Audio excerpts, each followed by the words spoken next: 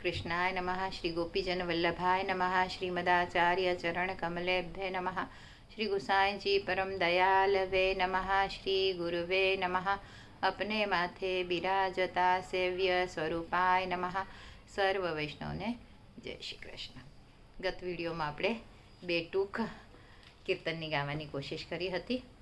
એના આગળ હવે દિવાળીના દિવસે સાંજના દીપમાલા પ્રગટાવવામાં આવે છે અને પ્રભુ હાટડીમાં બિરાજે છે અને બધા વ્રજભક્તો જેને જે કંઈ ખરીદી કરવી હોય એ લેવા માટે પ્રભુને ત્યાં પાસે આવે છે અને પ્રભુ પણ બધા જ વ્રજભક્તોના ભાવને અંગીકાર કરી અને એ ભાવના રીતે પ્રભુ એ લોકોને રસનું દાન કરે છે. જેનો જેવો ભાવ હોય એવું રસદાન પ્રભુ બધા વ્રજભક્તોને કરાવે છે. ત્યાર પછી આવે છે અન્નકૂટનો ઉત્સવ. એ દર વર્ષે આપણે બેસતા વરસના દિવસે અન્નકૂટનો ઉત્સવ ઉજવવામાં આવે છે, જે ઇન્દ્રયાગ પ્રભુએ બંધ કરાવ્યો અને વ્રજભક્તોને જે અન્યાશ્રય હતો એ અન્યાશ્રય છોડાવીને પ્રભુએ પોતાના તરફ એ લોકોને વાળ્યો. પ્રભુ સ્વયં ગિરિરાજજીમાંથી પ્રકટ થયા. એક સ્વરૂપે વ્રજભક્તો સાથે હતા અને બીજા સ્વરૂપે ગિરિરાજજીમાંથી પ્રકટ થયા. સહસ્ત્રભુજાથી એ બધી આ સામગ્રી પ્રભુ આરોગ્યા. તો એનો જે આ ભાવ છે એ આપણે જોઈએ કે જ્યારે દર વર્ષે આની એક કથા આપણે બધા જાણીતી જ છે, પણ એનું આપણે વાંચન કરીએ કે દર વર્ષે જ્યારે કારતક શુક્લ પક્ષ આવે એટલે ચોમાસાની સમાપ્તિ થાય અને તે વખતે આખા વ્રજનો એ રિવાજ હતો કે બધાએ પોતપોતાના ઘરમાંથી દર વર્ષના પ્રમાણે ઇન્દ્ર પૂજા માટે સામગ્રી ભેગી કરી બધા ગોપોમાં મુખ્ય નંદબાવાની આજ્ઞા લઈ તેમના કહ્યા મુજબ દર વર્ષે યજ્ઞ કરતા હતા. અને આ અબોધ ગોપ જાતિના યજ્ઞને જોઈ ઇન્દ્ર દેવતા પોતાના મનમાં બહુ જ ખુશ થતા હતા. આ ખેતી અને ગોચારણનો ધંધો કરનાર અભણ ગોવાળિયાઓના મને ઘણા સારા મળ્યા છે.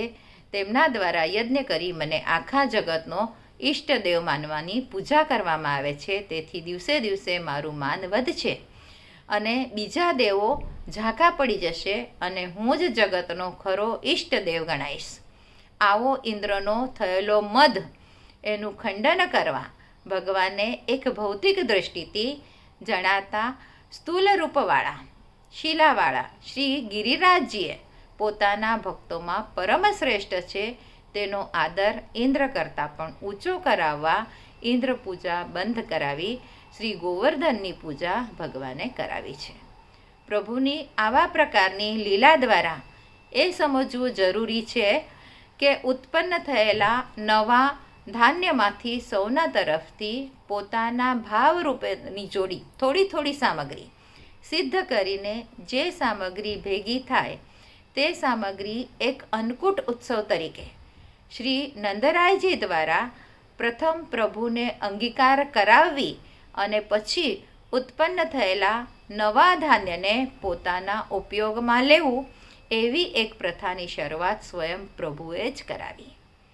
એટલે નવું જ્યારે આપણે ધાન્ય ભરીએ, પહેલાંના વખતે તેવું આખા વરસનું અન્ન મરી મસાલા એ તે બધું ભરી લેવામાં આવતું.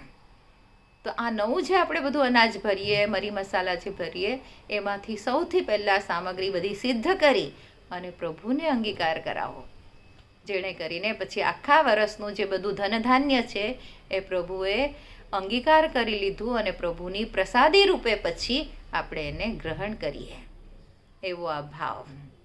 અને સ્વયં પ્રભુએ આ પ્રથા શરૂ કરાવડાવી.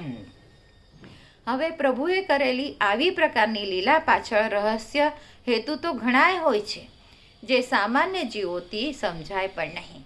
પરંતુ એક બે વાત એવી સમજાય કે ઘણા ધણી જેવા ધણીને ભૂલી જેને ધણીના સેવકની કરવામાં આવતી ખોટી પૂજા અટકાવીને ગર્વ ઉતાર્યો.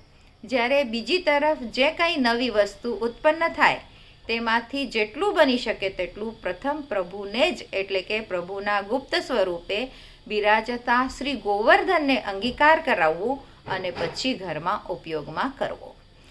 આમ પ્રભુએ ફરી કરી બતાવેલી આવી પ્રકારની લીલા બાદ વ્રજમાં સૌ આ રીતે કરવા લાગ્યા હતા. આમ કરતાં કરતાં વર્ષો વીત્યા બાદ શ્રી મહાપ્રભુજીનું પ્રાકટ્ય થતાં આપશ્રીએ આવા પુષ્ટિ માર્ગનું સ્થાપન કર્યું અને પછી શ્રી ગુસાઈજીનું પ્રાકટ્ય થતાં આપશ્રીએ સેવા પ્રકારનો વિસ્તાર કર્યો.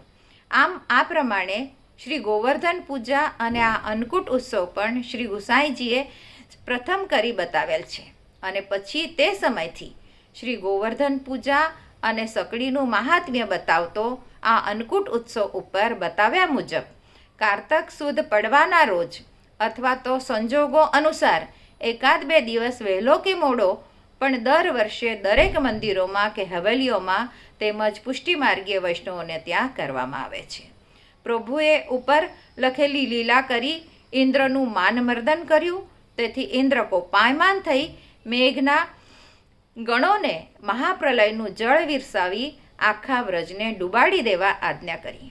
કારણ કે એક કૃષ્ણ એવા ગોવાળિયાના કયાથી નંદાદિક ગોપોએ હું જે ઇન્દ્ર દેવ તેનું અપમાન કર્યું છે તો તેનો બદલો અવશ્ય આપવો જોઈએ. આવી રીતે વ્રજમંડળમાં મુશળધાર વરસાદ કરી અને પ્રભુએ પછી ઇન્દ્રનો માનનો ભંગ કર્યો. એટલે આ ઇન્દ્રમાન ભંગની લીલા તરીકે પણ છે આ ઉત્સવ.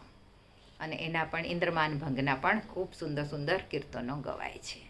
આજ માટે આટલું. અને આગળનું પછી અનુસંધાન આવતા વિડીયોમાં જોઈશું. આજના મારા વચનોને પ્રભુ ચરણોમાં સમર્પિત કરું છું.